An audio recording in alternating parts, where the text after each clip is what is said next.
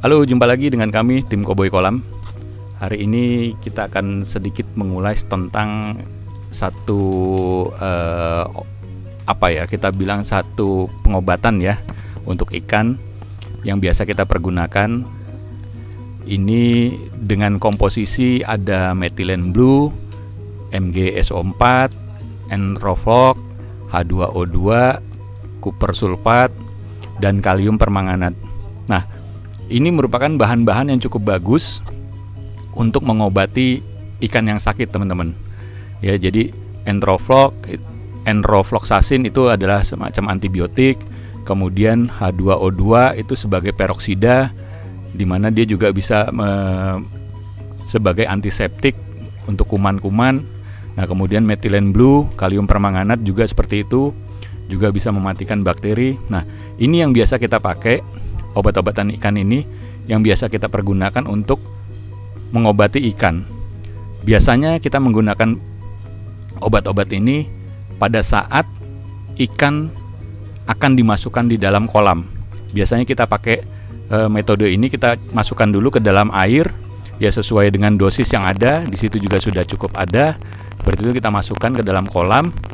Tujuannya apa sih? Tujuannya adalah supaya ikan yang mengalami luka-luka pada saat kita membeli, pada saat dalam perjalanan, karena saking padatnya di dalam tempatnya sehingga menimbulkan perlukaan pada ikan, itu tidak menyebabkan ikan mengalami infeksi, ibaratnya seperti itu, atau tidak mengalami jamuran ya.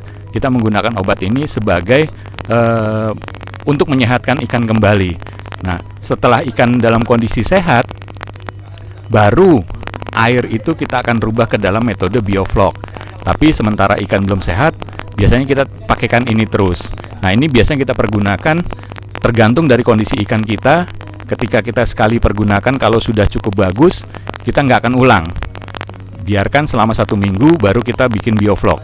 Tapi kalau kita misal melihat masih dalam kondisi yang jelek, masih ada jamuran, masih banyak luka-luka pada ikan, maka ini biasanya kita ulangi lagi pemberiannya setelah 3 hari seperti itu. Ya, teman-teman nanti tinggal sesuaikan saja dosisnya. Biasanya ada kok dosisnya di dalam takarannya seperti itu. Nah, biasanya sih kalau kami tim Koboi Kolam, biasanya kalau sudah melihat airnya sudah berwarna kebiru-biruan, itu sudah cukup buat kami ikan itu sudah terkena obat itu sendiri. Nah, ini yang biasa kita lakukan sebagai treatment pertama saat ikan masuk ke dalam kolam seperti itu. Ya, mungkin itu yang bisa kita sampaikan dari tim Koboi Kolam mengenai pengobatan ikan. Mudah-mudahan teman-teman juga ketika pertama kali ikan masuk melakukan hal yang sama dengan kita seperti ini. Dan untuk pengulangan kembali, kalau misal ikan sudah sehat, nggak perlu dilakukan lagi ya teman-teman. Karena ikan sudah sehat, ngapain kita berikan ini lagi pertama kali? Ketika ikan baru masuk dengan kondisi baru kita beli atau baru kita dapatkan bibitnya, itu yang kita pergunakan seperti itu. Itu saja dari kami, tim Koboi Kolam. Sampai berjumpa kembali.